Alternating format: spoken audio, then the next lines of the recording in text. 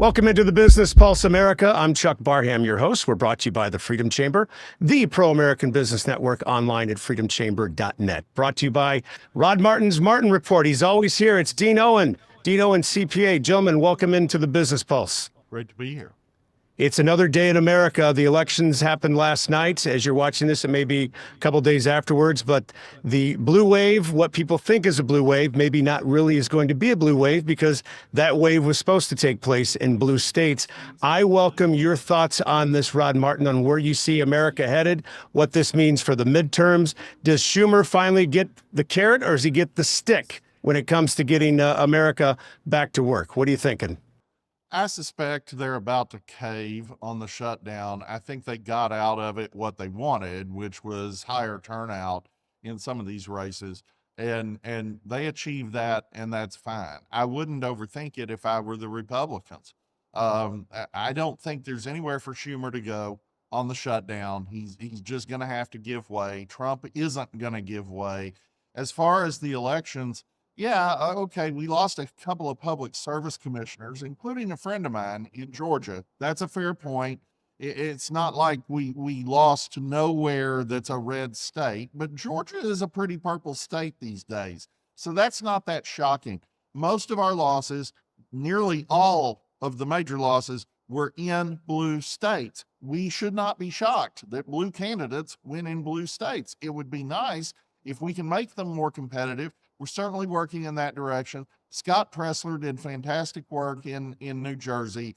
But the truth is, it's an off-year election, it's low turnout, and it's blue states. So I'm not overly worried about that. And in Texas, as you know, we overwhelmingly passed, like 74% of the vote, a measure to bar voting by non-citizens. So where we're strong, we're strong. And the real issue is going to be turnout effort in a midterm election next year, which will also be low turnout, but won't probably be as low a turnout as we saw last night. And then, of course, the presidential in 28. Republicans have to get very clearly on message. They do have to account for the fact that when Donald Trump is no longer on the ballot, we don't have a good replacement for him. He really is amazing when he's the top of the ticket. And we absolutely have to have an on-the-ground game that is every bit as good as the messaging has to be. But if we achieve that, and we did in 24, we could have the presidency for a very long time. Absolutely. Dean, in the tax world, what does that mean for people as they're looking forward into what the big, beautiful bill is building out? And does this have any dampening effect on that? Well, the big thing that's going on in my world, in the tax world, is the IRS has lost 25,000 people, mostly in the service business, the service side of their organization, which we often said is they don't have a service department, they have a disservice department. But nonetheless, about 5,000 of those were new hires, but about 20,000 of those were their most senior people. So they have had a massive knowledge drain. And this year, if you're going to have to talk to anybody at the IRS, it's going to be particularly painful. What we're seeing is that if you can get issues resolved within a year, you've done well. So any issues you have with the IRS this year are going to be difficult. Don't blame your tax professional, blame the IRS. This is a necessary step. The IRS is still running literally on 1980s technology. Their mainframe is still running DOS. To update information, when they update one system, they send a magnetic file, magnetic tape, and you remember those from the 80s, to send those out to Richmond, Virginia to be updated. So, and it takes 2 or 3 days to update. And we're all used to this type of technology where it's instantaneously transfer of information. They do not have that. They have not spent money. And if you remember a decade or so ago when they were spending all that money on attacking conservatives instead of upgrading their computers, I was actually lobbying for the AICPA, and of course I'm in Kentucky, and we know who the senators are, so I was in front of Mitch McConnell arguing for that, trying to get more money for the service side. And he actually said, no, we're going to starve the IRS out. He said, I know that would be more money for service would be good for your business. It would not be good for America. So I give Mitch McConnell credit. He was very straightforward, and he wasn't mean by any stretch of the imagination, but he was very direct. He disagreed, and he said to Dean, I know you've got a loud voice and you're a constituent, but that's what we're going to do. So you've had a long series of this, and under the prior regime, there was a big amount of money allocated to the IRS for hiring, and James Comer was in town, and he and I were cutting up in front of some folks, and he made a comment that that was going to make my life hard. He said, but then he said, no, but I'm going to make sure they get about less than half of that. So don't worry too much about it, Dean. So, we've gone back and forth where Cyrus has had significant cuts. They need it. They need major upgrading. The reason they don't have major upgrading is because a lot of that institutional knowledge was based upon using that super outdated technology. I think Doge and some of those guys are going to come in and recommend making some technology investments where we'll get a better IRS, but that's 24, 48 months out. So, the lady, I won't call her name, but she was a congressional liaison for the IRS. So she was working on the taxpayer's behalf, going in and out of the Congress and talking with them about taxpayer issues. She did that for 35 years. She's one of us. She's on our side. She retired, and she said this is going to be the worst tax year of her life that she's ever seen. Thanks for the update there, Dean. I mean, I'm still trying to wrap my head around the fact that the IRS is using magnetic tapes in the year 2025. I mean, those came before floppy drives. Yeah, that's Quite a bit insanity. before. Yeah. Unbelievable. Now, as a taxpayer in the city of New York City right now, what do you think is going through a business owner's mind? Dean, I'll start with you as we move this ball forward and towards the swearing in of a new mayor in New York City and everything that he has promised, including rent freeze and this free stuff. And, this is Obama phone on a steroid is what this is. You're figuring out, can you afford to flee? Can you afford to set up shop somewhere else? Your shop, whatever value, your restaurant, your retail space, whatever value it had is plummeting. So can you get out now at these valuations? Because those business valuations are going to just plummet. It's not only the taxes, it's not only the tax the rich, it's not only the rent control stuff, it's the embracing of violent crime, it's the rejection of police officers and policing and law enforcement. And, let's be honest, the hoodlums in the world and the left think the business owners have got all the money and it's there for them to steal. And at a political level, they do that with a pen, but at the street level, they do it with a baseball bat. But it's the same ideology. And they're worried about their families. They're worried about how can they sell their business and generate enough money to get out? Or do they close up and just run? Have they got enough money somewhere else stashed away they can just make a wholesale change? Those business owners, especially the small business owners, I'm not going to speak to the Fortune 500s. That's not my crowd. But the small, mid-sized business owners, they're worried. They're highly worried right now. Yeah, Mamdani said something I think really, really important last night in his victory speech. He said that it was their job to make sure that no future Donald Trump could ever arise out of New York. He said, New York shaped him, made his rise possible. We are going to make sure that can never happen again. Okay, well, what did Donald Trump do in New York? He made it to Manhattan in the 70s. He was a business guy in Manhattan from the early 70s to 2015. That's a long, long stretch of time. How did he rise? Well, he was an incredible, incredible real estate developer. He fixed a lot of things the city needed fixing, like the Woolman Rink. He did all these incredible things. He had the top-rated TV show in America. And then at the very end of all that, he decides to be a politician. What part of that are you going to prevent from ever happening again, Zoran? Are you going to make it impossible for people to build skyscrapers? Are you going to make it impossible for people to have a TV show within your tax jurisdiction? I mean, what are you going to do? Exactly. And I think that comports exactly with his statement on Monday that capitalism is theft. They want to redistribute the wealth of these guys, and these guys are, for the most part, not going to play along. They're going to leave with their money. So how does he pay for all these services? Well, he probably doesn't. And honestly, the only thing that's going to save him, if anything can, is that it's going to be very hard to pass a lot of what he's promised through the city council. I don't know that he gets there on most of it, but this is a genuine communist. And the last major American city we saw have long-term rule by a communist mayor was Detroit, which is frankly at this point just dying off. So good luck, New York. Doesn't he have to play ball with Albany still? Isn't there still kind of that buffer there between what he needs, what he wants, what he gets, between federal funds, but also state funds in Albany, and the city council have got to approve a lot of his radical stuff? Well, no question. And again, just the city council has to approve a lot of this stuff. There are a lot of roadblocks to what he wants to do. On the other hand, you see what Chuck Schumer has been doing for the last 36 days. So why? Why is he doing that? Well, sure, they wanted to juice turnout in these blue state elections, and they succeeded with that.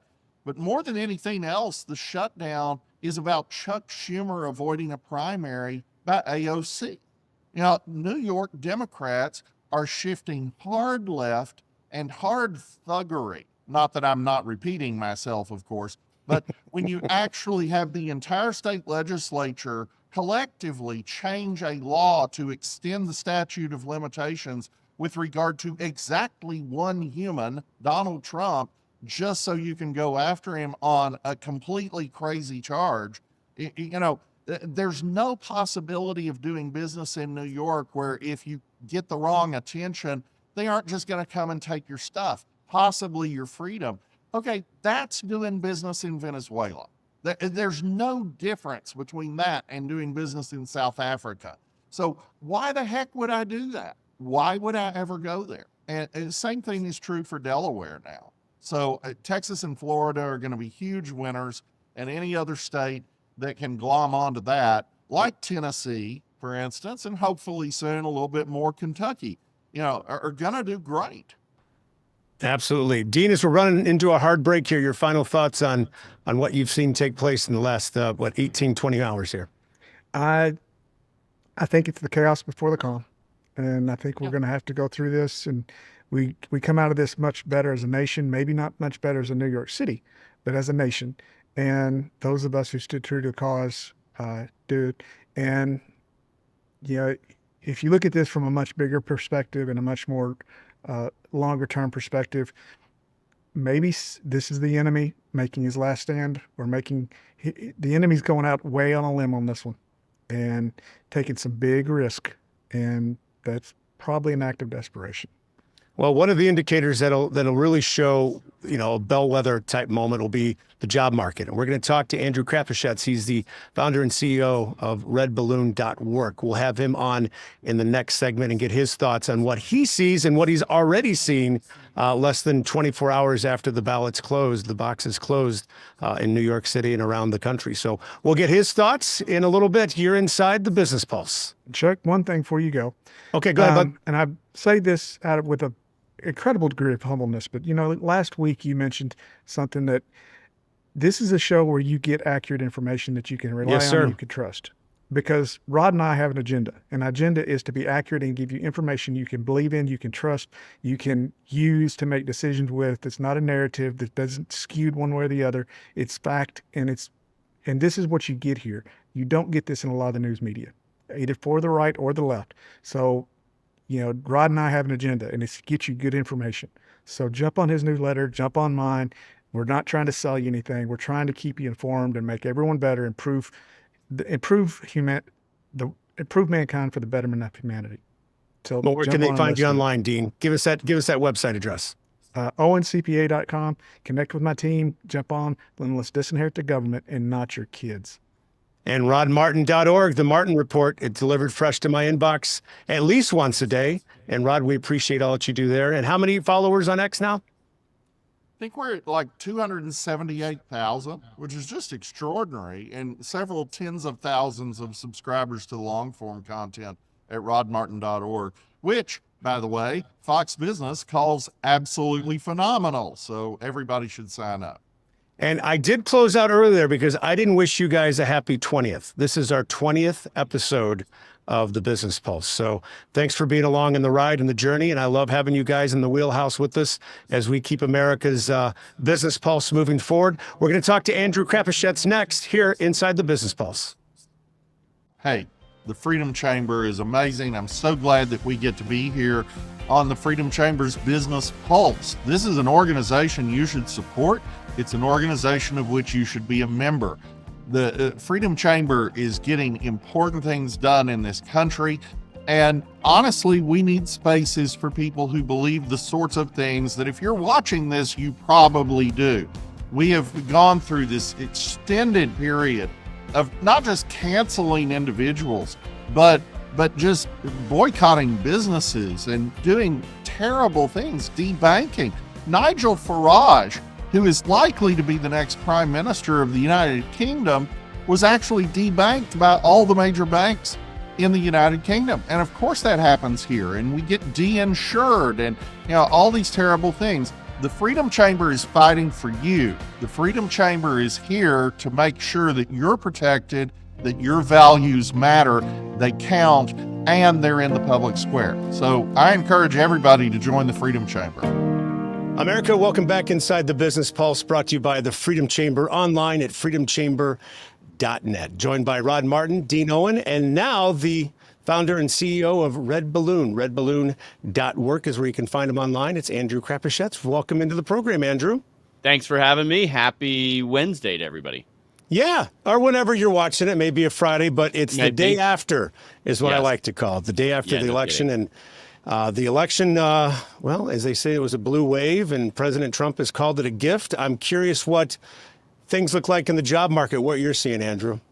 Well, employers generally are going to vote with their feet, right? And we already saw during COVID, during the post-COVID kind of reaction, you saw this great migration that happened all over the U.S. So you saw a lot of businesses that were moving, but also job seekers that were moving. And also Red Balloon has this unique perspective because I have millions of job seekers and thousands of employers, and they're looking to find each other, right? Okay, cool. Well, I can start to look at interesting things like, where are the highest proportion of job seekers who are looking for remote work or an opportunity to move? More and more conservatives particularly are willing to move for the right job. And there are a lot of people in New York right now who are saying that not only are they looking for remote work, but they would actually be open to a relocation if they're in New York City, if there's a job in Florida or Texas or somewhere other than New York City. So it's going to be really interesting to watch how this great migration works. And we saw it in 2021 where you actually looked at the net worth of the people, or the annual income of the people leaving New York and moving into Florida was about $19 billion. So $19 billion of annual earnings left New York in just 1 year to go down to the beautiful state of Florida. And that was just that one state to state move.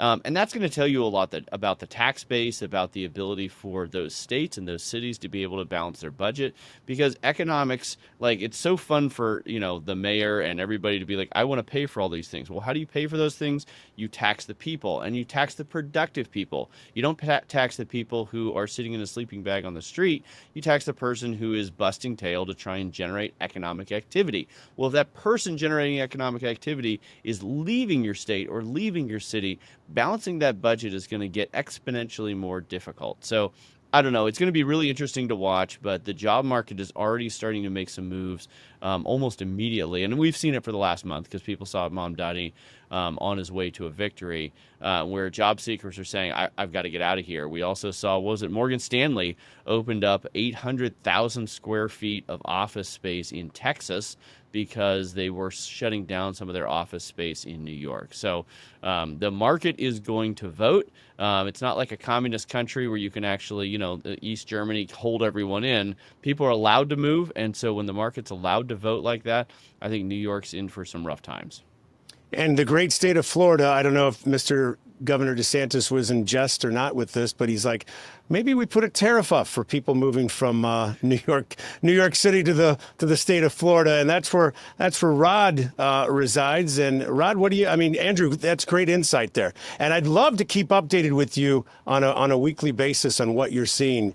And I know there's going to probably be a lot of resignations of police firefighters that are not going to stand for what happened in the election based upon the past. And you're never to forget, but people forgot. So we'll see how that all plays out. But Rod, your thoughts on what you feel after last night's election?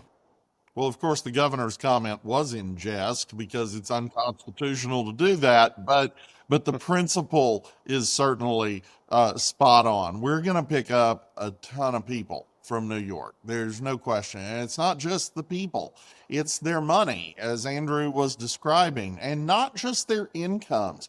A lot of what happened during COVID was we got major financial firms moving some part, or in some cases, all of their operations to South Florida, which is just extraordinary. You just can't believe the difference in West Palm Beach and Brickell Avenue in Miami compared to pre-COVID. It's just extraordinary.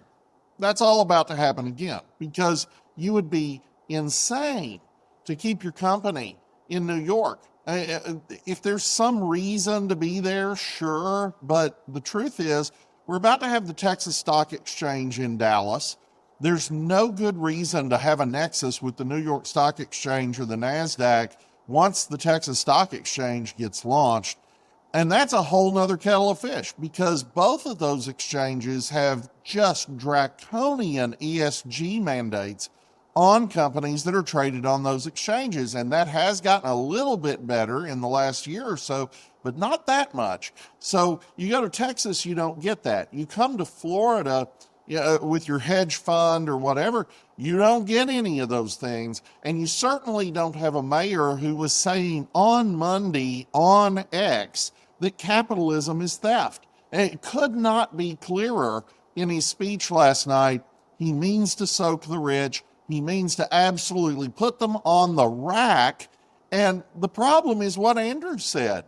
He can't build a Berlin Wall around New York. He can't keep them in. So they're going to leave. And when they leave, he's going to scream bloody murder about how these dirty capitalists cheated the people of New York. No, you promised the people of New York something that was absolutely predictably going to fail. And that's exactly what we're going to watch. So, as I have said, I wouldn't overthink yesterday's so-called blue wave. We lost elections in a bunch of blue states. News at 11, whoop-de-doo. Well, you look at Texas, and we overwhelmingly passed a measure to bar non-citizen voting. So where we win, we won. Where we don't do so well, we didn't do so well. Big shocker. But we do need to organize better for next year, or it could be ugly. Question before you jump in, Dean, back to Andrew. In regards to remote working, are you starting to see the trend moving back into the office, or is it still the way it's going to be from now until whenever, with people just working remotely? Yeah, I absolutely people want to go back in the office. And it's interesting because it's not just the companies. Like we've seen that trend over the last couple of years where companies are saying we need to see people back in the office, whether it's hybrid or whether it's full-time 5 days a week in the office. But what's really interesting is, we work on the, Red Balloon is kind of the center right. So we're working with a lot of conservatives, and we acquired militaryhire.com, which means we're working with a lot of veterans. And we are seeing more and more job seekers actually say they would prefer to be in the office because they realize that being with another human being is actually a positive thing. It's not a negative thing. And they would actually like to go in and get the collaboration, get the camaraderie, get the energy that comes from actually working with other human beings and not just being on a Zoom screen. And so that's actually, I think, one of the more interesting trends is people realize that the last couple of years working at home was not all it was cracked up to be. Now, there's some people that it is still the right thing, maybe for their family, because they wanted to get out of New York. They want to maintain that high-paying New York job, and they want to live in a beautiful place like Idaho, where I live. But actually, we're seeing more and more people say, man, I really want a co-work space. I want an office that I need to go to because it is healthy for me as a human being to see other human beings and actually interact. There's also an interesting rhythm that we've heard from job seekers, and we did a survey. There's an interesting rhythm when you actually get up, leave your home, go to the office, spend your 8 to 10 hours working with other people at the office, and then you get back in your car and you go back to home. It helps you actually kind of readjust, because the other trend that has been happening is when you work from home, you're working all the time because you're in your office all the time. And so people are looking for that rhythm of, I want to go, I want to work with other human beings, and then I want to go back home. So that's the trend we're seeing. It's not for everybody, but it's definitely going that direction in a lot of places, not just with the businesses, but also with those job seekers. Yeah, I'd just add a couple things from the employer's point of view. You lose esprit de corps. If they're not Yeah. in the office, they are a bunch of disjointed individuals. You don't get any cross pollination. You don't get any brilliant ideas over coffee. None of that happens. But also, you don't get to mentor your people. It just right. doesn't happen. They can pretend that that will happen, but it doesn't. So, from both an employer and an employee standpoint, you're losing a big part of why you work at a particular place. And the people who are local, the people who actually do come to work, are going to get the promotions. It's just inevitable. Well, it's not just the promotions, it's also like if you need to lay someone off, are you going to lay off the person that you've seen 5 days a week that you're collaborating with, innovating with, or the person who's on a Zoom screen and you don't actually know what they're doing all day? Well, that's actually not a hard decision. And Dean, the tax implications of what's going to be taking place in New York City. I know you've been chomping at the bit to jump in here. Give us your thoughts. Well, Florida and Texas in particular today, probably Tennessee and a few other states that tend to lean very red, are going to have a boom. It's going to be some massive positives for them. Kentucky is quickly moving towards a 0% income tax. They're trying to broaden the sales tax in order to get rid of the income tax, but every couple of years they drop it 0.5%, and probably by the end of the decade we'll be down. Kentucky's tax rate's now 3.5%, so the income tax rate's very favorable. It's not nearly as favorable as Texas or Florida, but we're getting there. Our legislature's doing God's work. So yeah, it's going to be a boom, not only for tax revenues, but think about electoral college, and think about the census and how many seats there are in the House and how they're appointed. We know the last census was basically widely broken at best, if not absolute fraud at worst. So we've heard the president talk about trying to do a mid-cycle census, but you start looking at 2030 and beyond, and how many more seats are going to be picked up by states like Tennessee, Kentucky, Florida, Texas, and how many are going to be lost by New York, California, Illinois. I know, Chuck, you're in Illinois. I've got a lot of business associates and even a business partner in Illinois, so I keep up with that pretty close. And you look at what's going on with those states now, just with their budget. Kentucky, for the longest time, we said we are incredibly glad Illinois exists. If not, we would have the worst funded teachers pension in America. So, from a tax standpoint, it's huge. I talk to people regularly who are moving out of Illinois. In particular, it's because I'm close to Illinois, and they're moving into Tennessee. They're moving sometimes into Kentucky. We're waiting for this income tax to go away. But yeah, and these are your high income people. Got a buddy who bought a home in Tennessee because of the Illinois state income tax was going to be over $1 million on a transaction he did when he liquidated his business. So you go to Tennessee, go down to Reelfoot Lake, spend $500,000, buy a lake house, make that your home, save.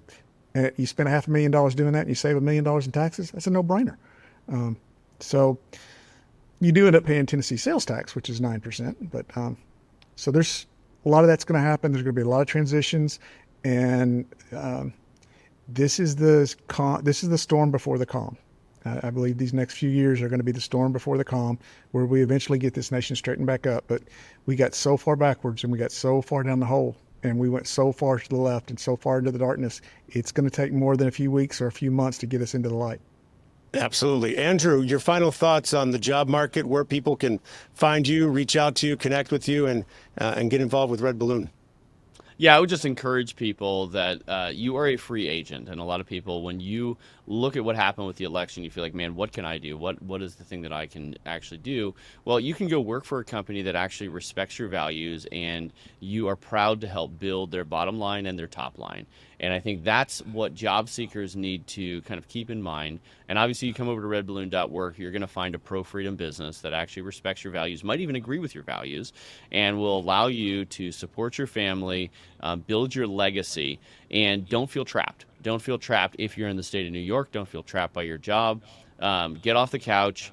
Don't watch Fox News anymore. Watch this show and do something. And if you do that, it's going to be incredibly liberating for you. You're a free agent. Go do stuff. That's my encouragement to everyone. Love it. And where can people find you? Redballoon.work, correct? Redballoon.work, or you can also go to militaryhire.com. It's now a wholly owned subsidiary of Red Balloon if you're a veteran and you want to find your next gig outside of the military. Excellent. Dean, where can people find you online? OwenCPA.com. Jump online, connect with my team. Let's start a relationship, and let's figure out a way to make sure we disinherit the government and not your kids. Love it. And the Martin Report was delivered to my inbox this morning at 6:03 a.m. Rod Martin, where can people find you? Come to rodmartin.org. We have tens of thousands of subscribers. We've got 278,000 followers over on Twitter. Obviously, something's going on. Daily geopolitical analysis that Fox Business calls absolutely phenomenal. rodmartin.org. Love it. And if you're a Freedom Chamber member, make sure you're taking advantage of your benefits. The healthcare solution that's been made, constructed for you, the small business owner, awaits you. Talk to us. Give us a call. You can email me, chuck@freedomsquare.com. This is the Business Pulse, brought to you by the Freedom Chamber, online at freedomchamber.net. My name is Dean Owen. I'm a CPA.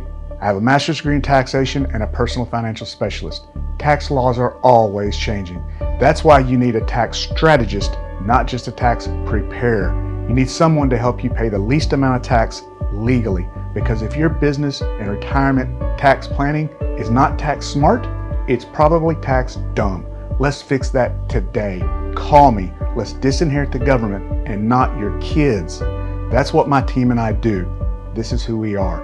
I'm a combat veteran, unapologetically American, unapologetically pro-God, pro-life, and pro-Second Amendment. If those are the values you seek in a tax and money advisor, call us. Again, let's disinherit the government and not your kids. We're not afraid to share our values, and we share them with you.